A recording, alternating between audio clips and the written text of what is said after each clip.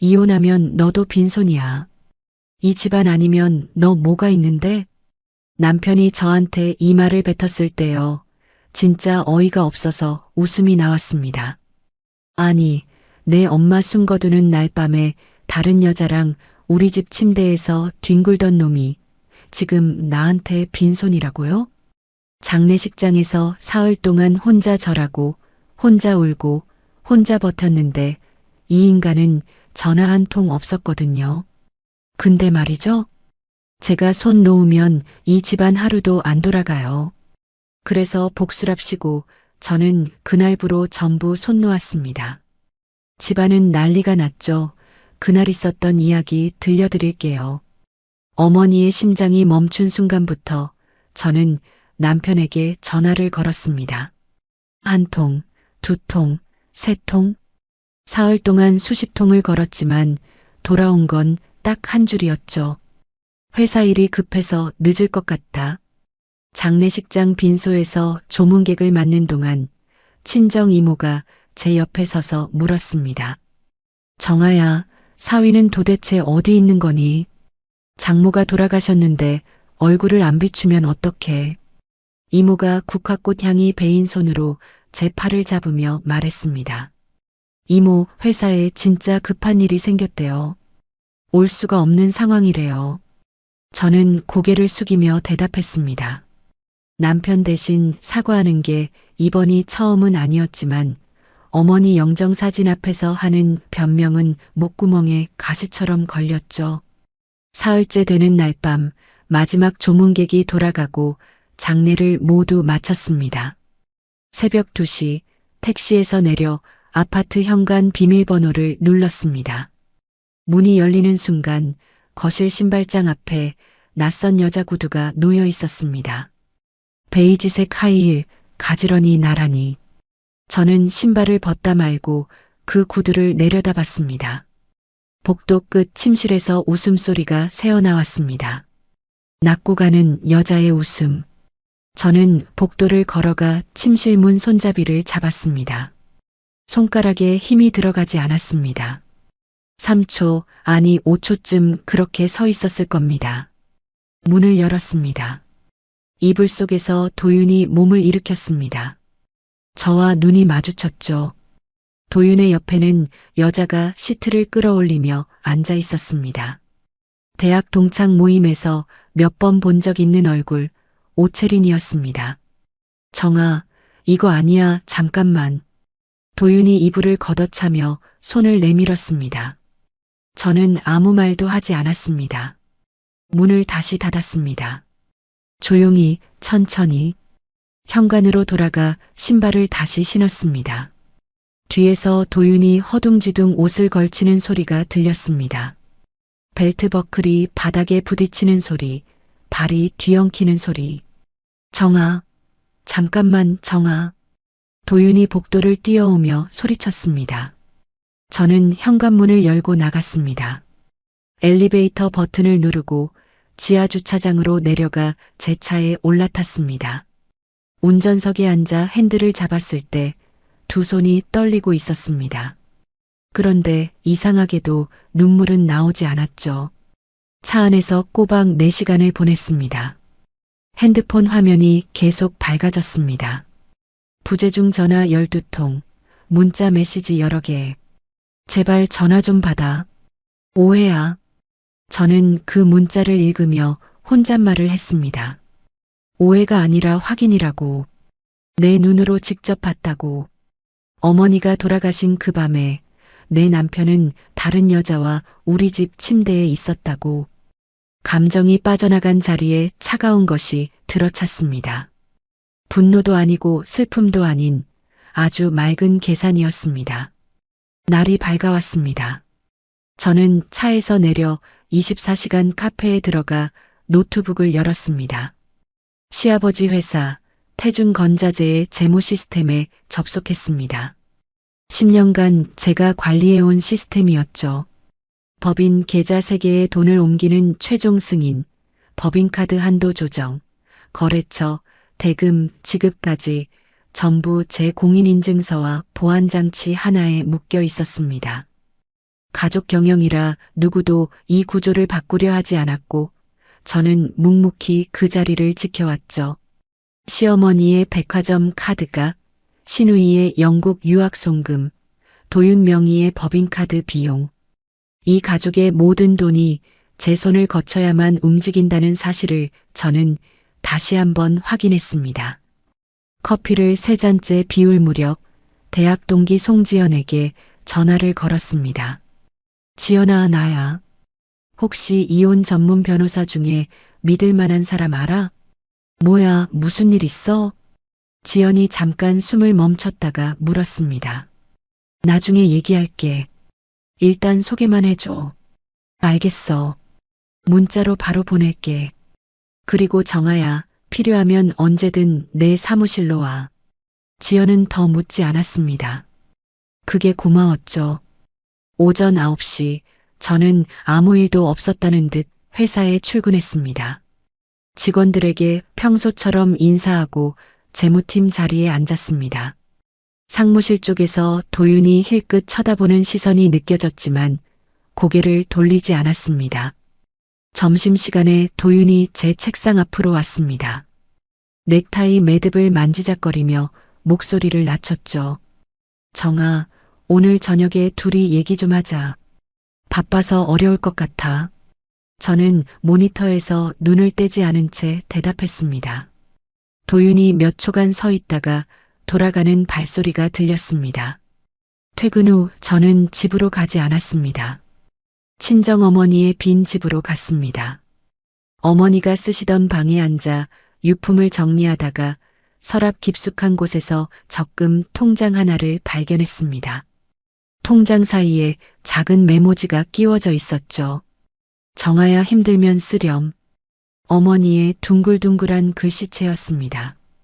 저는 그 통장을 가슴에 안고 한참을 앉아 있었습니다. 이 돈만큼은 절대로 시댁돈과 섞이게 두지 않겠다고 어머니에게 약속했습니다. 다음 날 아침 출근길 차 안에서 지연이 보내준 번호로 전화를 걸었습니다. 박세진 변호사입니다. 안녕하세요. 송지연 씨 소개로 연락드립니다. 이혼 상담을 받고 싶어서요. 네, 간단히 상황만 먼저 말씀해 주시겠어요? 저는 최대한 담담하게 말했습니다. 남편의 외도를 직접 목격한 것, 결혼 10년간 시댁회사 재물을 전담해 온 것, 지금 제가 어떤 위치에 있는지를 증거 확보가 가장 급합니다. 박세진 변호사가 펜을 굴리는 소리와 함께 말했습니다. 남편분에게 어떤 감정 표현도 하지 마세요. 싸우지도 마시고 울지도 마세요. 대화는 전부 기록하시고요. 이번 주 안에 사무실로 한번 오실 수 있으세요? 수요일 점심시간에 가겠습니다. 좋습니다. 그때 뵙죠. 전화를 끊고 회사 주차장에 차를 세웠습니다. 오늘부터 시작이었죠. 오전 업무를 처리하면서 가장 먼저 손을 댄 건 시누이 강혜은의 유학 송금이었습니다. 매달 15일 시아버지 개인 계좌에서 가족 공용 계좌로 들어온 돈 중 학비와 생활비를 합쳐 550만 원을 영국으로 보내는 해외 송금 예약이 걸려 있었죠. 저는 그 예약을 조용히 해제했습니다. 클릭 한 번이었습니다. 공용 계좌의 관리 권한이 오롯이 제게 있었기에 가능한 가장 조용한 첫 번째 조치였죠. 다음은 시어머니 황미숙의 법인카드였습니다. 카드 2장, 월 한도 각각 1,000만 원. 시어머니는 매달 백화점, 호텔 모임, 골프장 비용으로 한도를 거의 꽉 채워 쓰고 있었습니다. 저는 한도를 100만 원으로 조정했습니다. 며칠 안에 결제가 거절될 수밖에 없는 구조였죠. 오후에는 거래처 3곳의 납품 대금 지급 승인을 보류했습니다. 사유란에 서류 보완 필요라고 적었습니다. 당장 법적 문제가 되는 건 아니었지만 거래처에서 독촉이 들어오면 시아버지가 직접 저를 찾을 수밖에 없는 구조를 만든 겁니다. 모든 조치를 마친 뒤 회사 서버에 접속해 지난 10년간 제가 처리한 재무 기록을 복사했습니다. 급여 승인 내역, 세금 신고 파일, 계약서, 거래처 장부, 외장하드 하나, 인터넷 저장소 하나, 이중으로. 시댁에서 갑자기 저를 잘라버리거나 접근 권한을 빼앗으려 할 경우를 대비한 보험이었습니다. 퇴근 무렵 도윤이 또 제자리로 왔습니다. 양복 주머니에 손을 찔러 넣은 채 낮은 목소리로 말했죠. 어젯밤 일 얘기 좀 해야 하지 않겠어. 언제까지 피할 거야? 지금 결산 때문에 바빠. 주말에 하자. 저는 키보드에서 손을 떼지 않고 대답했습니다. 주말 전까지 박세진 변호사를 만나 대화 전략을 세워두는 게 먼저였으니까요. 도윤이 한숨을 내쉬며 돌아갔습니다.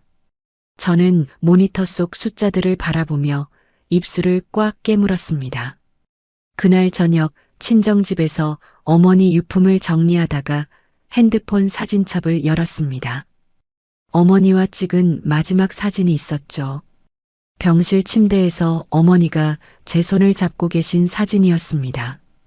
어머니 손가락이 너무 가늘어져서 제 손에 가려 잘 보이지 않았죠. 목 안쪽에서 뜨거운 것이 치밀어 올랐습니다. 장례식장에서도 참았고 그 새벽 침실 문을 열었을 때도 참았던 것이 한꺼번에 밀려왔지만 저는 이를 악물고 삼켰습니다. 아직은 울 때가 아니었습니다. 수요일 점심 박세진 변호사 사무실을 찾아갔습니다. 변호사는 안경을 고쳤으며 제가 건넨 자료를 하나하나 넘겨봤습니다.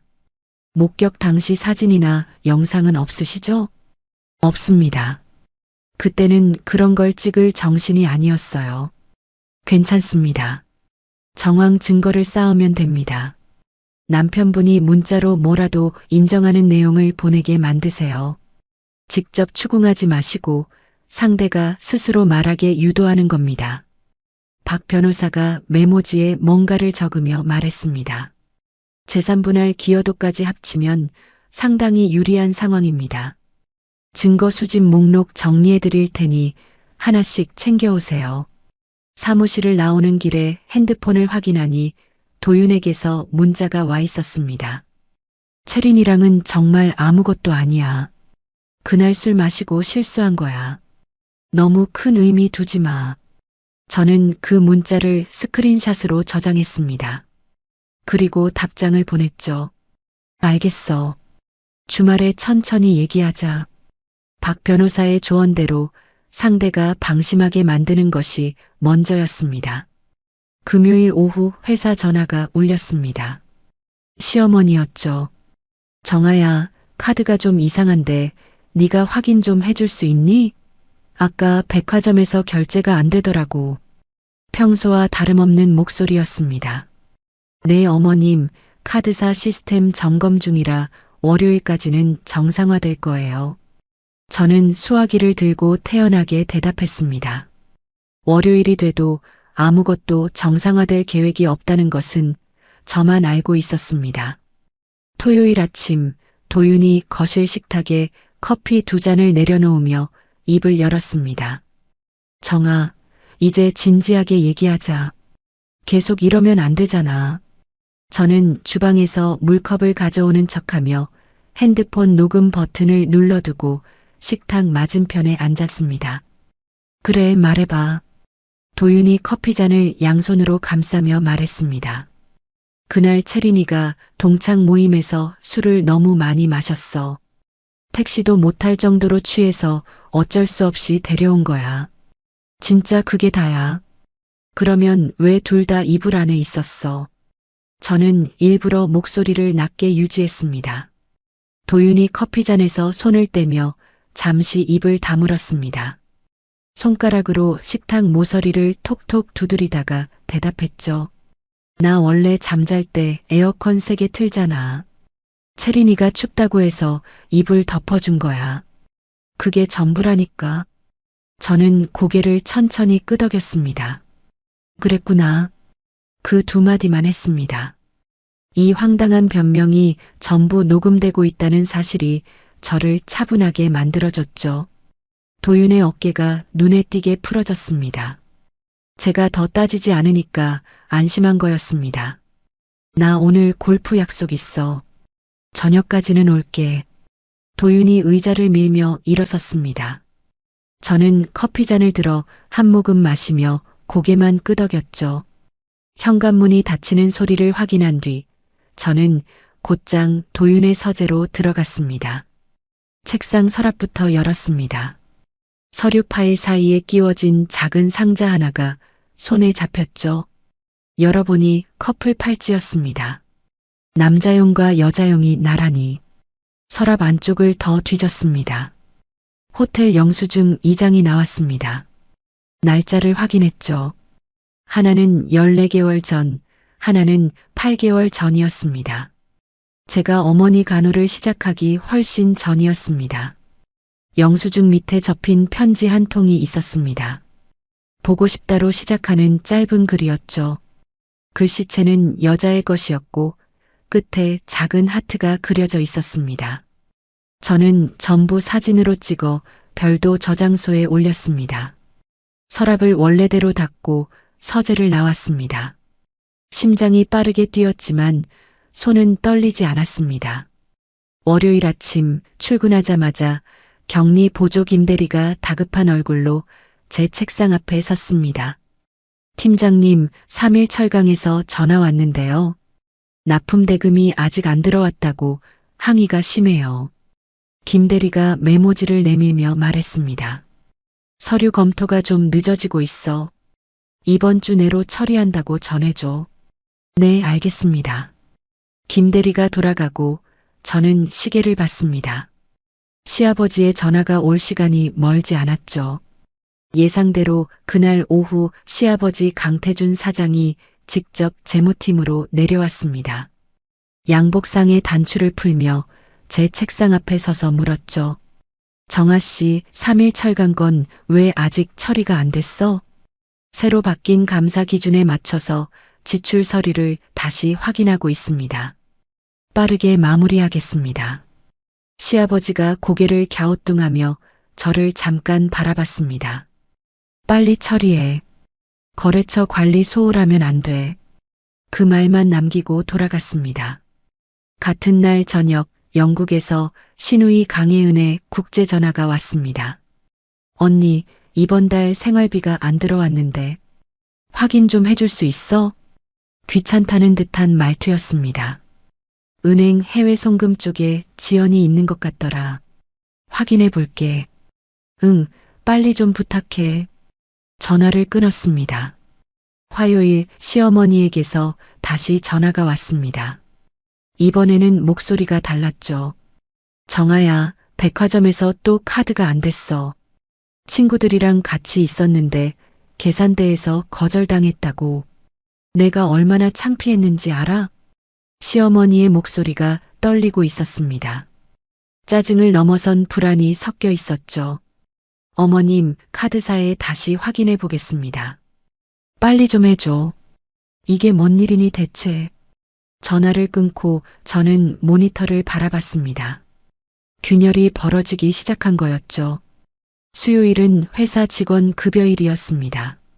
제가 최종 승인 버튼을 누르지 않으면 전 직원의 급여가 나가지 않는 구조였죠. 저는 오전 내내 승인을 보류했습니다. 지급 시한을 넘기면 법에 걸린다는 걸 알고 있었기에 넘기지 않는 선에서 시간을 끌었습니다. 오후 2시 총무팀장이 시아버지에게 보고했고 강태준 사장이 다시 재무팀으로 내려왔습니다. 이번에는 걸음이 빨랐죠. 정아 씨, 급여 왜 안 나갔어? 직원들 난리야. 시아버지가 제 책상 앞에 서서 목소리를 높였습니다. 사장님, 따로 말씀드릴 게 있습니다. 급여는 지금 바로 처리하겠습니다. 대신 이번 주 금요일까지 사장님과 단독으로 미팅 시간을 주십시오. 시아버지가 눈을 가늘게 뜨며 저를 봤습니다. 몇 초간 침묵이 흐른 뒤 고개를 한번 끄덕이고 돌아갔죠. 저는 곧바로 급여 이체 승인 버튼을 눌렀습니다. 그날 밤 핸드폰을 확인했습니다. 도윤 7통, 시어머니 4통, 신우이 3통, 부재중 전화가 총 14통이었습니다. 카카오톡 알림이 줄줄이 쌓여 있었죠. 시어머니, 정아야 전화 좀 받아. 신우이, 언니 진짜 뭐 하는 거야? 도윤, 집에 좀 와. 저는 알림창을 하나하나 확인만 하고 답장하지 않았습니다. 친정집 어머니 방 책상에 앉아 노트북을 열고 박세진 변호사에게 보낼 증거 자료를 하나씩 정리했습니다. 밤이 깊어가는 동안 핸드폰 화면은 계속 밝아졌지만 저는 고개도 돌리지 않았습니다. 목요일 오전 회사 로비에서 엘리베이터를 기다리고 있었습니다. 문이 열리려는 순간 시어머니 황미숙이 로비 한쪽에 서 있는 게 보였죠. 정장 차림에 핸드백을 양손으로 꼭 쥐고 있었습니다. 저와 눈이 마주치자 시어머니가 성큼 다가왔습니다. 정아야, 엄마 왔어. 커피 한 잔만 하자. 시어머니가 제 팔을 잡았습니다. 손에 힘이 잔뜩 들어가 있었죠. 이건 가벼운 수다가 아니라 추궁이라는 걸 바로 알 수 있었습니다. 회사 근처 카페에 마주 앉았습니다. 시어머니가 아메리카노를 시키며 먼저 말문을 열었죠. 요즘 일이 많아서 힘들지? 어머님 장례 치르고 나서 많이 지쳤을 텐데. 쉬엄쉬엄 해도 돼. 시어머니가 냅킨을 접으며 걱정하는 표정을 지었습니다. 괜찮습니다, 어머님. 밥은 제대로 먹고 다니는 거야? 얼굴이 말랐네. 저는 커피잔을 들어 한 모금 마시며 고개를 끄덕였습니다. 시어머니의 위로가 어디로 향하는지 알고 있었으니까요. 10분쯤 그런 이야기가 이어졌습니다. 날씨, 건강, 식사. 커피가 절반쯤 줄었을 때 시어머니의 표정이 바뀌었습니다. 입꼬리가 내려가고 눈이 날카로워졌죠. 근데 정아야, 솔직히 물어볼게. 카드도 그렇고 예은이 송금도 그렇고 도대체 무슨 일이야? 돌려 말하지 말고 솔직히 말해봐. 시어머니가 커피잔을 테이블에 내려놓으며 단도직입적으로 물었습니다.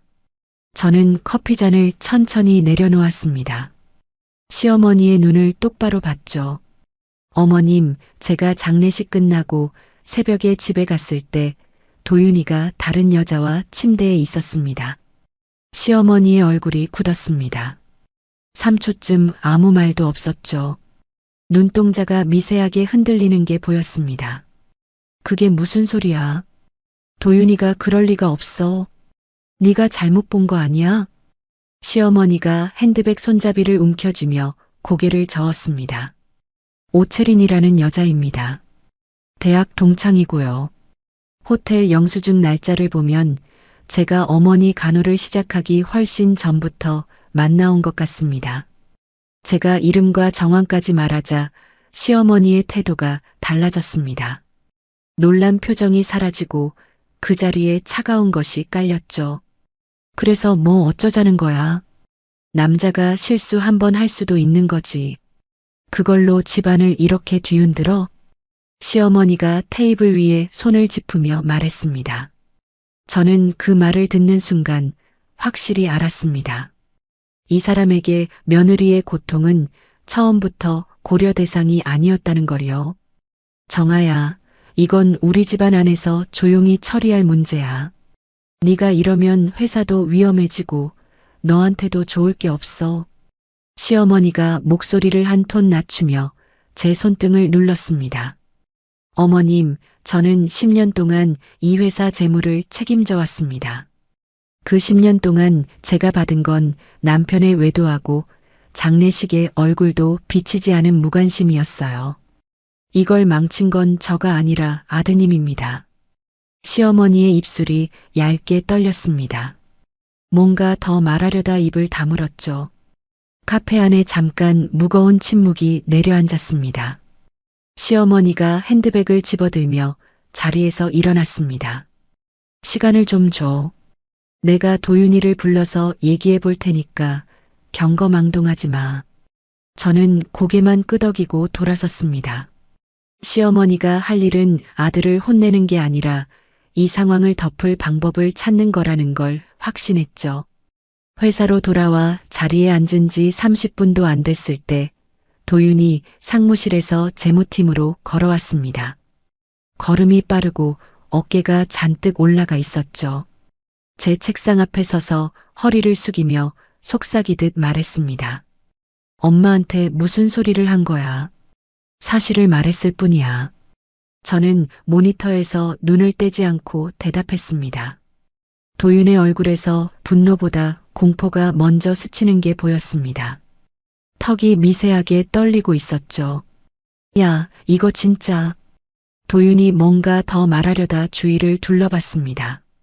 직원들 시선이 느껴졌는지 입을 다물고 돌아갔죠. 그날 오후 친구 지연에게 전화를 걸어 지금까지 있었던 일을 간단히 알렸습니다. 시어머니가 직접 찾아왔다고? 와, 진짜 빠르다. 지연이 볼펜을 딸깍거리며 말했습니다. 어떻게 나왔어, 시어머니? 남자가 실수할 수도 있는 거지, 라고 하더라. 와, 진짜 전형적이다. 근데 정아야, 너 지금 친정집에서 혼자 있는 거야? 밥은 먹고 다녀? 저는 대답을 망설였습니다. 사실 어제도 편의점 삼각김밥 하나로 때웠거든요. 대충 먹고 다녀. 거짓말하지 마. 오늘 저녁에 내가 갈게. 주소 문자로 보내. 지연이 전화를 끊었습니다. 어머니가 돌아가시고 처음으로 제 안부를 진심으로 걱정해주는 사람이 생긴 겁니다. 가슴 한쪽이 뜨거워지는 걸 느꼈죠. 저녁에 지연이 친정집으로 왔습니다. 양손에 마트 봉지를 들고 현관에 서서 말했죠. 된장찌개 끓여줄게. 냉장고에 두부 있어? 없을걸? 사왔어. 비켜봐. 지연이 부엌으로 들어가 앞치마를 두르고 칼질을 시작했습니다. 제가 어머니 돌아가신 뒤로 이 부엌에서 불을 켠 건 처음이었죠. 밥을 먹으며 지연이 물었습니다. 변호사는 뭐래? 유리한 상황이래. 증거만 더 모으면 된다고. 시댁돈 관리는 지금도 네가 하고 있는 거야? 응. 전부 내 손을 거쳐야 움직여. 저는 숟가락을 내려놓고 처음으로 상세하게 털어놓았습니다. 공용 계좌 구조, 송금 해제, 카드 한도 조정, 거래처 대금 보류까지. 지연이 된장찌개를 떠먹다 말고 숟가락을 놓았죠. 야, 이정아. 너 진짜. 지연이 입을 반쯤 벌린 채 저를 바라봤습니다. 놀란 눈이었지만 그 안에 끝까지 내 편이다라는 표정이 섞여 있었죠. 무모한 짓 하는 거 아니야. 다 계산하고 있어. 알아. 너가 무모하게 할 사람이 아닌 건 아니까. 근데 밥은 좀 챙겨 먹어. 싸우려면 체력이 있어야지. 지연이 제 밥그릇에 국물을 더 떠주며 말했습니다. 밤늦게 지연이 돌아간 뒤 핸드폰을 확인했습니다. 시어머니에게서 온 메시지가 있었죠. 정아야, 이번 주말에 우리 집으로 와. 아버님도 계실 거야. 다 같이 앉아서 이야기하자.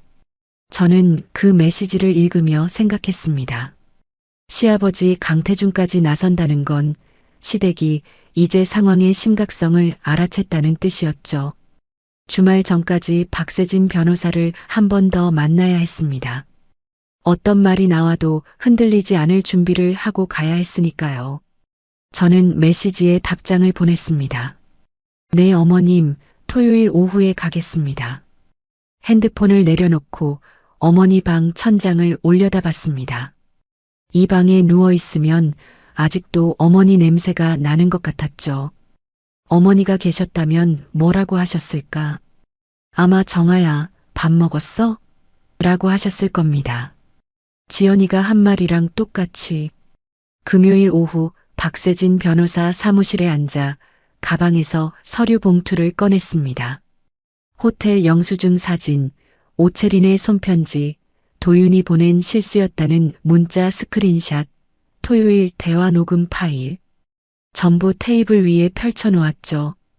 박 변호사가 하나하나 넘겨보며 안경 너머로 저를 봤습니다. 잘 모으셨네요. 외도 입증에는 충분합니다.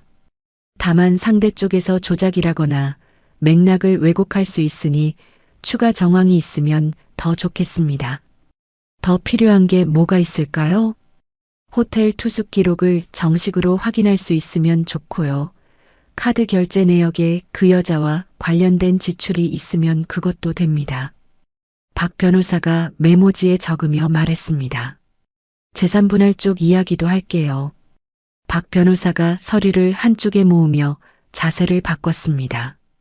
시아버지 회사에서 재무를 맡아온 기여분은 인정받기가 쉽지 않은 영역이에요. 회사 직원으로서 급여를 받았으니까요. 다만 본인 명의 자산이나 개인 돈이 회사 운영에 직접 들어간 적이 있으면 이야기가 달라집니다. 저는 잠시 멈칫했습니다. 그리고 처음으로 그 이야기를 꺼냈죠. 결혼 초기에 제 개인 저축 2천만 원이 회사 운전자금으로 들어간 적 있습니다. 당시에 현금이 급하다고 시아버지가 부탁하셔서요. 그 증빙이 남아 있습니까? 통장 이체 내역이 있습니다. 제 개인 계좌에서 법인 계좌로 이체한 기록이요. 박 변호사가 펜을 멈추고 고개를 끄덕였습니다. 그거 꼭 챙겨오세요. 큰 무기가 됩니다. 사무실을 나오며 내일 시댁에서 벌어질 일을 머릿속으로 그려봤습니다. 시아버지, 시어머니, 도윤. 셋이 나란히 앉아서 저를 압박할 거라는 건 뻔했죠. 하지만 이번에는 빈손으로 가지 않을 겁니다. 토요일 오후 시댁집에 도착했습니다. 초인종을 누르자 시어머니가 문을 열었죠. 평소 같으면 어서 와라고 했을 텐데 오늘은 아무 말 없이 고개만 까딱하며 거실을 가리켰습니다. 거실 소파에 시아버지 강태준이 가운데, 시어머니 황미숙이 오른쪽, 도윤이 왼쪽에 앉아 있었습니다. 면접장 같은 배치였죠. 저는 속으로 쓴웃음을 삼키며 맞은편 1인 소파에 앉았습니다. 시아버지가 먼저 입을 열었습니다. 다리를 꼬고 양손을 무릎 위에 포갠 채 무게를 잡은 목소리로 말했죠. 정아, 네가 이 집안에 공이 큰 건 우리가 다 안다. 근데 이렇게 회사 일에 감정을 섞으면 안 되지 않겠어? 일은 일이고 집안 문제는 집안에서 풀어야지. 아버님, 감정을 섞은 게 아닙니다. 재무 담당자로서 정상적인 업무 절차를 밟고 있는 것뿐이에요. 저는 허리를 곧게 세우고 대답했습니다. 그때 도윤이 끼어들었습니다. 소파 팔걸이를 손으로 두드리며 몸을 앞으로 기울였죠. 정아, 나 진심으로 말하는 건데 채린이랑은 진짜 아무 사이 아니야. 네가 그날 본 건 오해에서 비롯된 거라고. 네가 장모님 간호하느라 힘들어서 예민해진 거 아니야? 시어머니가 옆에서 고개를 끄덕이며 거들었습니다. 그래, 사람이 힘들면 별거 아닌 것도 크게 보이는 법이야. 정아야, 네가 지쳐서 그런 거야. 저는 세 사람의 얼굴을 한 명씩 봤습니다. 사과하려고 부른 게 아니었죠. 저를 예민한 사람으로 만들기 위한 합동작전이라는 걸 그 순간 정확히 파악했습니다. 저는 가방에서 서류 봉투를 꺼내 테이블 위에 올려놓았습니다. 봉투를 열어 내용물을 펼치며 말했죠. 이것은 도윤 씨 서재에서 발견한 호텔 영수증하고 오채린 씨가 쓴 편지 사본입니다. 날짜를 보시면 제가 어머니 간호를 시작하기 훨씬 전부터 관계가 있었다는 걸 알 수 있습니다. 거실에 침묵이 내려앉았습니다. 시어머니의 손이 무릎 위에서 움찔했고 도윤의 얼굴에서 혈색이 빠져나갔죠. 저는 이 순간부터 의도적으로 도윤을 도윤 씨라고 불렀습니다. 그 호칭의 변화를 시어머니가 먼저 알아챘죠. 시어머니의 눈이 미세하게 커졌다가 다시 좁아졌습니다. 시아버지가 영수증을 집어들었습니다. 날짜를 확인하며 턱을 한번 만졌죠. 그리고 도윤에게 고개를 돌리며 낮은 목소리로 물었습니다. 도윤아, 이게 뭐냐? 도윤의 입술이 벌어졌다, 닫혔다를 반복했습니다. 아, 아버지, 그건 그때 회사 미팅이 있어서. 호텔에서 회사 미팅을 해? 시아버지의 목소리가 한 톤 올라갔습니다. 도윤이 더듬거리며 시선을 바닥에 떨어뜨렸죠. 시어머니마저 이번에는 아들을 감싸지 못하고 입을 다물었습니다. 몇 초간 아무도 말하지 않았습니다. 시아버지가 영수증을 테이블에 내려놓고 가볍게 한숨을 내쉬며 입을 열었죠. 정아, 내 심정 이해한다. 근데 지금 당장은 회사를 정상화하는 게 급하지 않겠어? 이혼이든 뭐든 나중에 천천히 하고 일단 업무부터 원래대로 돌려놓자. 저는 시아버지를 바라봤습니다. 내 고통에 대한 위로가 아니라 회사 자금 흐름부터 복구하라는 요구였죠. 이 집안의 우선순위가 어디에 있는지 다시 한번 확인한 겁니다. 아버님, 저도 회사에 피해를 주고 싶은 마음은 없습니다. 하지만 먼저 해결되어야 할 문제가 있습니다. 저는 그 말만 남기고 자리에서 일어났습니다. 현관에서 신발을 신는데 뒤에서 도윤이 따라왔습니다. 제 어깨 뒤에 서서 낮지만 또렷한 목소리로 말했죠. 진짜 이럴 거야? 이혼하면 너도 빈손이야. 이 집안 아니면 너 뭐가 있는데? 저는 걸음을 멈추고 돌아섰습니다. 도윤의 눈을 똑바로 보며 말했죠. 회계사 자격증이 있고 10년 경력이 있어. 그리고 너 없이도 살 수 있는 사람은 나지. 네가 아니야. 도윤의 입이 벌어졌다가 닫혔습니다.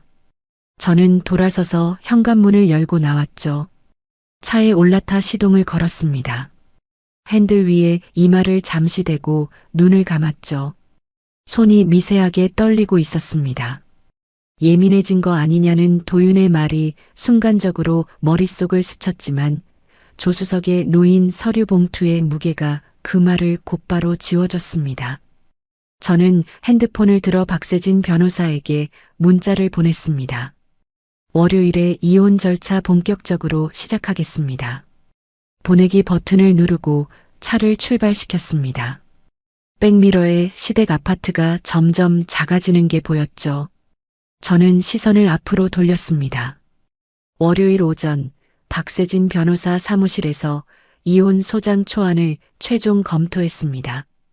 박 변호사가 서류를 한 장씩 넘기며 짚어줬죠. 위자료, 혼인 기간 중 재산 분할, 결혼 초기에 투입한 개인 자금 2천만 원 반환. 이 세 가지가 청구 내용입니다. 소장이 접수되면 시댁에서 바로 반응이 올까요? 당연하죠.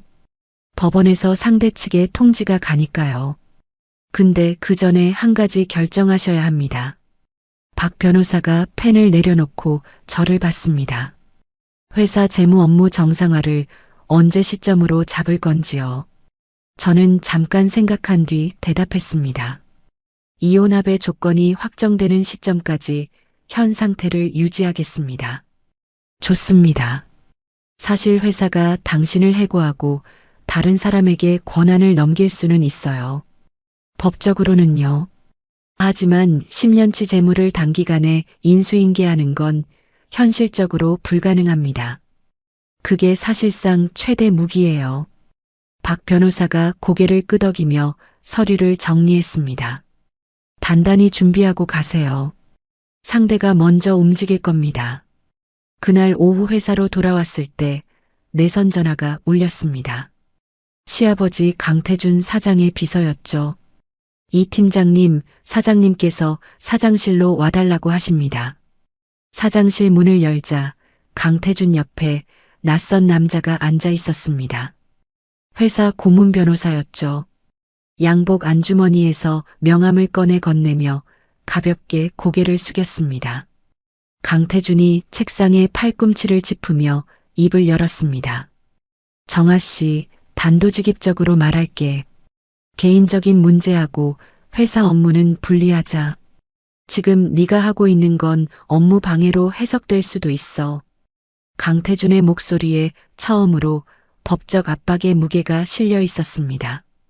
고문 변호사가 옆에서 서류 한 장을 꺼내 테이블 위에 올려놓으며 말했죠. 이 팀장님, 회사 입장에서는 정상적인 업무 수행을 요청할 수밖에 없습니다. 이대로 계속되면 법적 조치를 검토할 수 있는 상황이에요. 저는 미리 준비해둔 서류철을 가방에서 꺼내 테이블에 올려놓았습니다. 사장님, 이것은 지난 10년간 제가 처리한 세금 신고, 급여 이체, 거래처 계약 장부의 전체 기록입니다. 강태준의 시선이 두꺼운 서류철에 멈췄죠. 만약 저를 업무에서 빼시면 인수인계에 최소 2달이 걸립니다. 그동안 이달 말 법인세 중간 납부하고 다음 달 거래처 대금 결제가 전부 지연됩니다. 고문 변호사가 강태준 쪽으로 몸을 기울이며 작은 목소리로 말했습니다. 현실적으로 당장 대체 인력을 구하기 어려운 건 맞습니다. 강태준의 턱이 굳어졌습니다. 손가락으로 책상을 2번 두드린 뒤 저를 똑바로 보며 물었죠. 그래서 내 조건이 뭐냐? 이혼 소장은 이미 준비되어 있습니다. 도윤 씨와 합의로 마무리하되 위자료하고 재산 분할에 대한 제 요구 조건을 수용해 주시면 회사 업무는 인수인계 완료 시까지 차질 없이 처리하겠습니다. 강태준이 의자 등받이에 기대며 팔짱을 꼈습니다. 구체적인 금액을 말해봐. 저는 박 변호사와 사전에 산출한 금액을 말했습니다. 위자료, 재산분할 기여분, 개인 투입금 반환을 합산한 총액이었죠. 이 금액은 그동안 쌓인 판례하고 혼인기간 기여도를 기준으로 산출한 겁니다. 강태준의 표정이 변하지 않았습니다. 하지만 제가 다음 말을 덧붙이자 눈꺼풀이 미세하게 떨렸죠. 재판으로 가면 회사 재무자료가 공개 심리에 올라갈 수 있습니다. 공개 심리라는 말에 강태준의 손가락이 멈췄습니다. 고문 변호사도 펜을 쥔 손을 내려놓으며 강태준을 바라봤죠. 사장실에 무거운 침묵이 깔렸습니다. 강태준이 한숨을 한번 내쉬더니 말했습니다. 오늘은 여기까지 하자. 검토해 보겠어.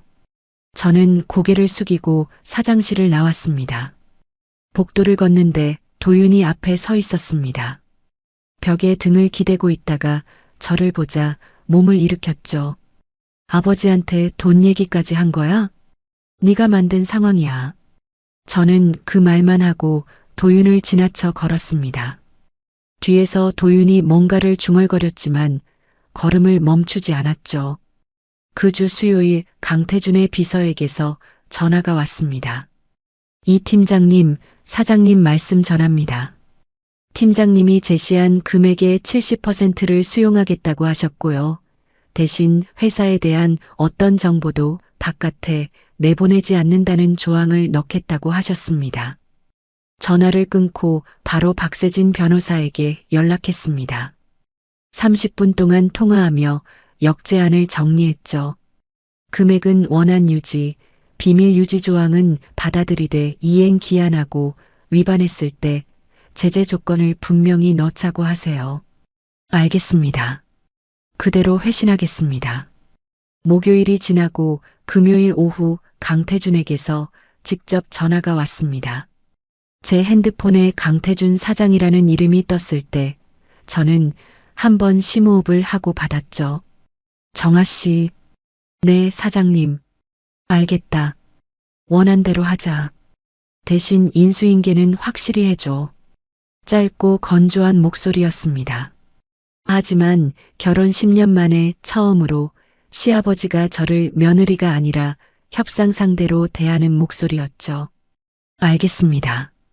인수인계 차질 없이 마무리하겠습니다. 전화를 끊었습니다. 책상 서랍을 열어 친정 어머니의 적금 통장을 꺼냈습니다. 통장 사이에 끼워져 있는 메모지를 펼쳤죠. 정아야 힘들면 쓰렴. 어머니의 둥글둥글한 글씨체를 손가락으로 천천히 쓸었습니다. 모간이 뜨거워졌지만 저는 통장을 도로 서랍에 넣고 컴퓨터를 켰습니다. 아직 울 때가 아니었죠. 인수인계 계획서를 작성하기 시작했습니다. 한 줄 한 줄 적어 내려가는 동안 10년이라는 시간이 문서 위에서 정리되어 갔습니다. 화요일 저녁 친정집에서 인수인계 서류를 정리하고 있을 때 초인종이 울렸습니다. 이 시간에 올 사람이 없었죠. 현관문을 열자 캐리어를 끌고 선 시누이 강혜은이 서 있었습니다. 코트깃을 세운 채 입술을 꽉 다물고 있었죠. 언니, 나 어제 런던에서 왔어. 예은이 캐리어 손잡이를 놓으며 말했습니다. 솔직히 지금 상황이 이해가 안 돼. 언니가 왜 이러는 거야? 저는 잠시 예은을 바라보다가 문을 더 열었습니다. 들어와. 거실에 마주 앉았습니다. 예은이 코트를 벗지도 않은 채 무릎 위에 손을 모으고 입을 열었죠. 오빠가 실수한 건 맞아. 그건 나도 인정해. 근데 그것 때문에 온 가족을 이렇게 만들어도 되는 거야? 나는 이번 학기 등록금을 못 낼 뻔했다고. 예은의 눈이 붉어지며 글썽거렸습니다. 예은아, 내 유학비가 매달 어디서 나왔는지 알아? 그야 아빠 회사에서. 예은이 말하다가 입을 다물었습니다. 제 눈을 보더니 시선을 바닥으로 떨어뜨렸죠. 저는 노트북을 열어 지난 5년간의 송금 내역을 화면에 띄웠습니다. 예은 쪽으로 노트북을 돌려놓으며 말했죠. 이 계좌 보여? 아버님 개인 돈에서 내가 관리하는 가족 공용 계좌로 들어온 뒤에 내가 매달 직접 해외 송금을 한 거야. 아버님이 직접 하면 번거로우니까 재무 업무의 일부로 내가 도맡아 온 거지. 예은이 화면을 응시했습니다. 매달 15일 빠짐없이 찍혀 있는 송금 기록을 손가락으로 더듬듯 따라갔죠. 이 송금이 10년간 단 한 번도 늦은 적이 없었어. 그리고 그게 전부 내 손을 거쳐야 가능했다는 거 생각해봐. 예은의 얼굴이 점점 창백해졌습니다. 입술을 깨물며 화면에서 눈을 떼지 못했죠. 한참이 지나서야 예은이 작은 목소리로 말했습니다. 그걸 나는 진짜 몰랐어. 예은이 무릎 위에 손을 꽉 쥐었습니다. 그리고 고개를 들어 저를 보며 물었죠. 근데 언니, 그래도 이건 가족끼리 해결할 문제 아니야? 나도 10년 동안 가족이라고 생각하고 참았어. 저는 노트북을 닫으며 대답했습니다. 근데 내 오빠는 내 어머니 돌아가신 날 밤에 다른 여자하고 우리 집 침대에 있었어. 예은의 입이 벌어졌다가 닫혔습니다. 더 이상 아무 말도 하지 못했죠. 거실에 시계 소리만 또각또각 울렸습니다. 예은이 코트를 여미며 일어섰습니다. 나 오늘은 갈게. 응. 조심해서 가. 현관문이 닫히고 저는 소파에 등을 기대며 천장을 올려다봤습니다. 예은에게 원망은 없었죠. 모르고 있었으니까요. 누구도 알려주지 않았으니까. 다음 날 아침 예은에게서 문자가 왔습니다. 언니, 어젯밤에 많이 생각했어. 오빠한테 전화해서 진짜냐고 물었더니 말을 못하더라. 미안해. 시댁 가족 중 처음으로 사실을 인정하는 사람이 나타난 겁니다. 저는 문자를 읽고 핸드폰을 잠시 가슴에 대었습니다. 괜찮아. 내 잘못 아니야. 답장을 보내고 출근 준비를 했습니다. 목요일 이혼 합의서 초안이 박세진 변호사를 통해 도윤 측에 전달됐습니다. 도윤은 자기 변호사를 세워서 수정을 요청했죠. 위자료 금액이 과다하다는 내용이었습니다. 박 변호사가 전화로 제게 알려줬습니다. 상대 쪽에서 금액 줄여달라고 나왔는데요.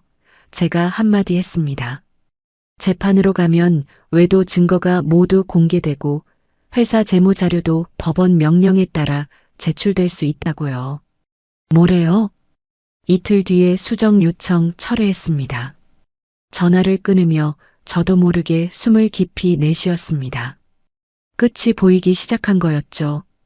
금요일 오후 회사에서 인수인계를 시작했습니다. 새로 채용된 경력직 재무팀장에게 10년간의 업무를 하나씩 넘기는 작업이었죠.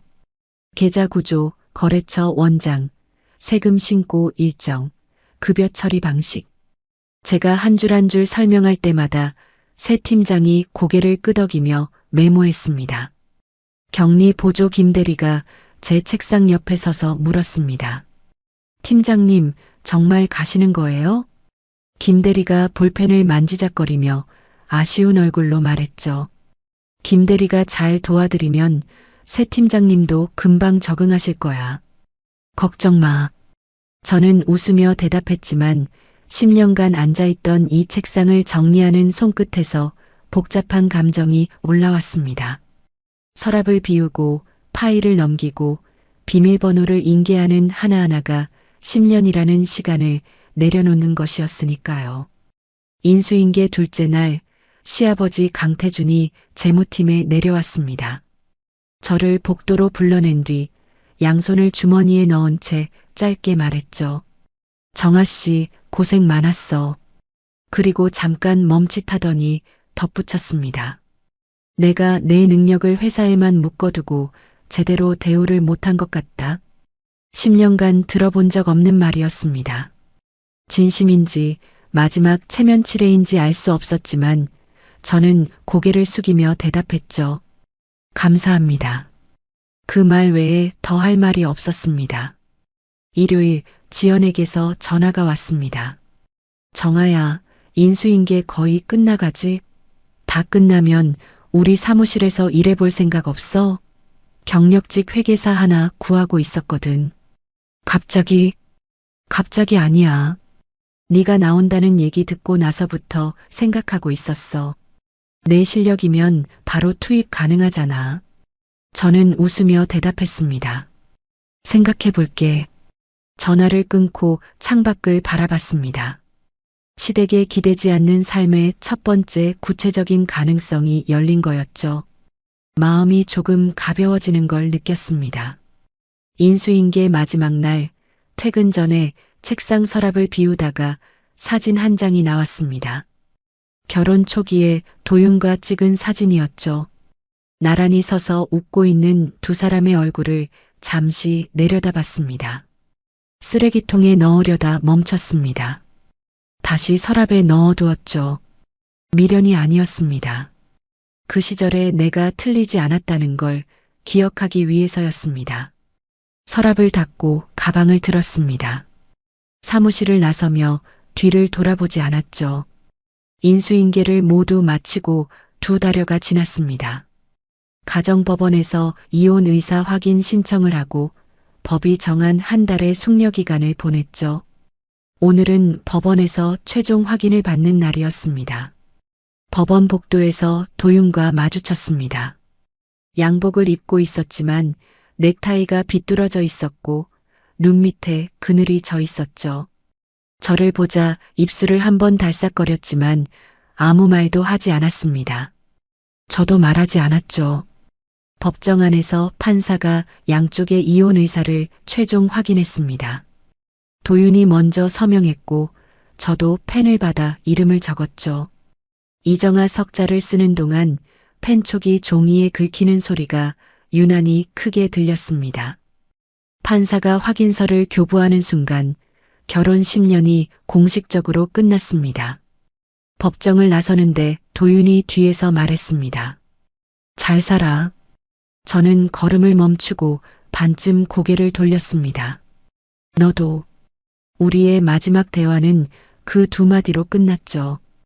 도윤이 반대쪽 복도로 걸어가는 뒷모습을 잠깐 봤습니다.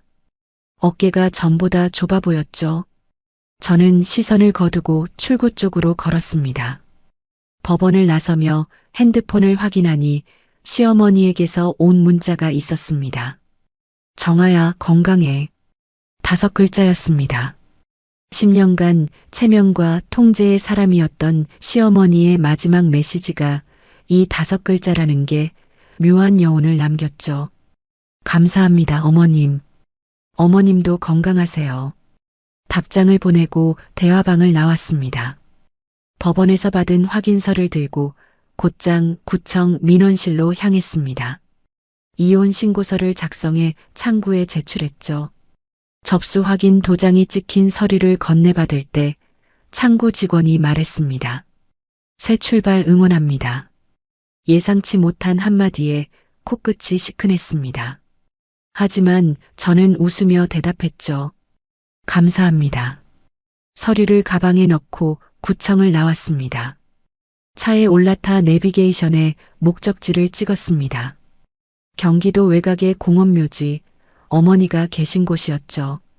고속도로를 타고 1시간을 달렸습니다.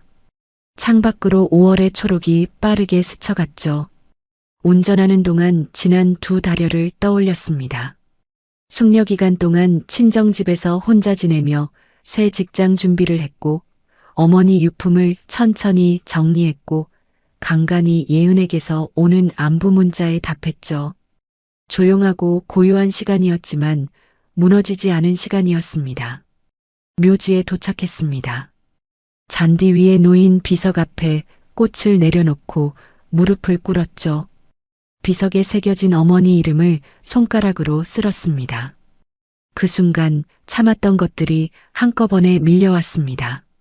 장례식 날도, 배신을 목격한 새벽에도, 시댁과 마주 앉아 대치하는 내내도 꾹꾹 눌러왔던 것들이었죠.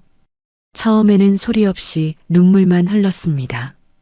볼을 타고 턱 끝으로 떨어지는 게 느껴졌지만 닿지 않았죠. 그러다 목 안에서 울음이 터져 나왔습니다. 주체할 수가 없었습니다.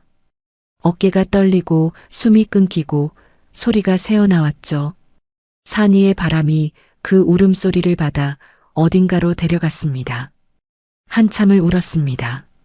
눈물이 마를 때까지 울고 나서 소매로 얼굴을 닦고 비석 앞에 그대로 앉았죠. 엄마, 나 이혼했어. 목소리가 갈라졌지만 계속 말했습니다. 그 집에서 나왔어. 무섭긴 한데 엄마가 남겨준 통장 덕분에 당장은 괜찮아. 바람이 잔디를 스쳐갔습니다. 다음 주부터 지연이네 사무실에 출근해. 이제부터는 나 혼자 잘해볼게.